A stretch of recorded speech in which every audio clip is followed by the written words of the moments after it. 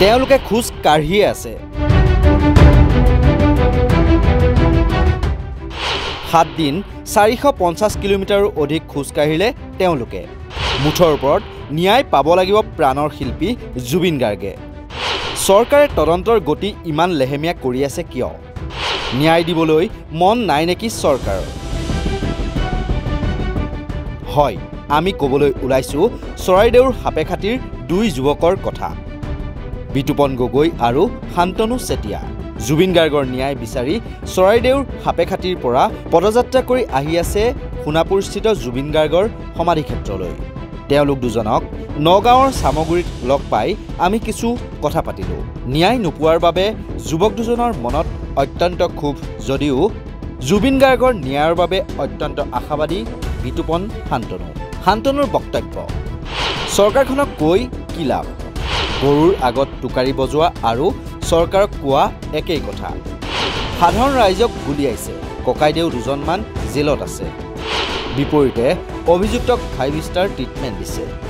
আমিও কেতিয়াবা জেলত থাকিব পাৰোঁ, তথাপি আমি নতুন প্ৰজন্ম, ক্ষান্ত নহওঁ। তালৈ এতিয়া গৈ আছোঁ, মানে বহুত বিষাদ মৰণে গৈ আছোঁ। আমি ৰাস্তাত হাঁহি ফূৰ্তি কৰি আহিছোঁ বাৰু, কিন্তু চৰকাৰখনক কি ক'ম? এইখনতো চৰকাৰক কৈ লাভ নাই, গৰুৰ আগত টোকাৰি বজায়। আৰু যিমানখিনি মানুহ এই ঘটনাটোৰ লগত জড়িত আছিল, আজিলৈকে সেইখিনিক 5 ষ্টাৰ কোৱালিটি তেওঁলোকে ট্ৰিটমেণ্ট দি আছে, তেওঁলোকৰ ছিকিউৰিটি গাৰ্ড দি আছে। কিন্তু আমাৰ সাধাৰণ ৰাইজক গুলি মাৰিছে, ককাইদেউ দুজনমান জেলত আছেগৈ।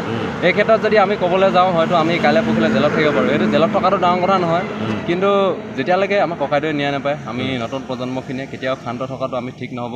কাৰণ আমি প্ৰত্যেকখন জিলাৰ ল'ৰা ছোৱালীয়ে যদি আমি 40 দিন হৈ গ'ল, আজি মান নেমাতো, কাইলৈকে মান নেমাতো বুজিলে আমি যদি থমকি ৰৈ দিওঁ, আমাৰ ককাইদেউৰ ন্যায় কেতিয়াও নাপায়। আৰু আজি মই ওলাই আহিছোঁ, ইয়াকে মোকে দেখিছোঁ যে 1000টা ল'ৰা বা 100টা ল'ৰা যদি অনুপ্ৰেৰণা পাইছে, তেতিয়া আমাৰ কাৰণে বহুত। আজি আমি 400 কিমান কিলোমিটাৰ আহিছোঁ, আমাৰ সেইটো একো দুখ প্ৰকাশ কৰিবলগীয়া নাই। আমাৰ ভৰিত ঢৌ উঠিছে যে আমাৰ মতলব নাই, কিন্তু আমাৰ ককাইদেউ ন্যায় লাগে, যাতে নৱপ্ৰজন্মখিনি আমি জাগ্ৰত কৰিব পাৰোঁ, তাৰে প্ৰচেষ্টা চলাই আহিছোঁ। ৰাস্তাত বহুতখিনি ককাইদেউ বাইদেউ ভণ্টি লগ পাইছোঁ, যিখিনিয়ে বহুতখিনি সঁহাৰি জনাইছে। এটা কথা কওঁ, সঁহাৰি জনোৱাতকৈ বা ছ'চিয়েল মিডিয়াত এনেই আমি ৰাউচিও মাৰি থকাতকৈ যদি আমি অলপ ঘূৰি পকি যদি আমি চাবলৈ যাওঁ নহয়, আমাৰ অসমখনৰ প্ৰায়ভাগ মানুহৰ মুখতে জুবিনদাৰ নামটো কম হ'বলৈ, মানে জুবিনদাৰ জাষ্টিছৰ কথা কম হৈ আহি আছে। কাৰণ যেতিয়ালৈকে দীঘলীয়া প্ৰচেছ চলি থাকিব, তেতিয়ালৈকে হয়তো আমাৰ অসমীয়া পাহৰি যাব যে জুবিনদা কি আছিলে। কিন্তু আমি নাপাহৰোঁ, আমি মৰি যাম, কিন্তু তেওঁ দোষীক কেতিয়াও আমি মুকলি হ'ব নিদিওঁ, এইটো চিধা কথা।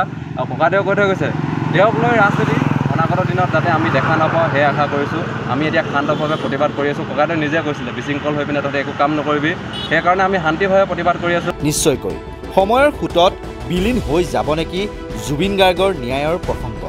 ন্যায় প্ৰক্ৰিয়া পিছুৱাই অৱশেষত সকলোৰে মনৰ পৰা ন্যায় লাভৰ ধাৰণাটো নোহোৱা কৰা হ'ব নেকি? এই বুলিও সচেতন মহলত চৰ্চা নচলা নহয়। অন্য দিশে বিতুপন গগৈয়েও ন্যায় প্ৰক্ৰিয়া কিছু লেহেমীয়া হোৱা বুলি সন্দেহ প্ৰকাশ কৰাৰ লগতে ন্যায় নোপোৱা পৰ্যন্ত যুঁজি যাম বুলিও দাবী কৰে।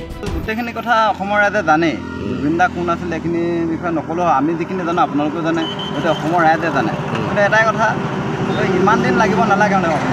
মানে জুবিনদাৰ দৰে এজন শিল্পী, এজন সম্পদ অসমৰ নহয় ভাৰতৰ, গোটেই বিশ্বব্যাপী এজন বিশিষ্ট মানে শিল্পী, তো তেওঁৰ দৰে এজন শিল্পীক হত্যা কৰাটো আমি কেতিয়াও মানে এইটো সম্ভৱে নহয়। মানে হত্যা কৰাজন যে কোনোবা মানে বাহিৰত মুকলি আকাশত যে থাকিব, এইটো কেতিয়াও সম্ভৱে নহয়। কাৰণ এতিয়া দুজনক সুৰক্ষা দিছে, জেলত সুৰক্ষা দিছে।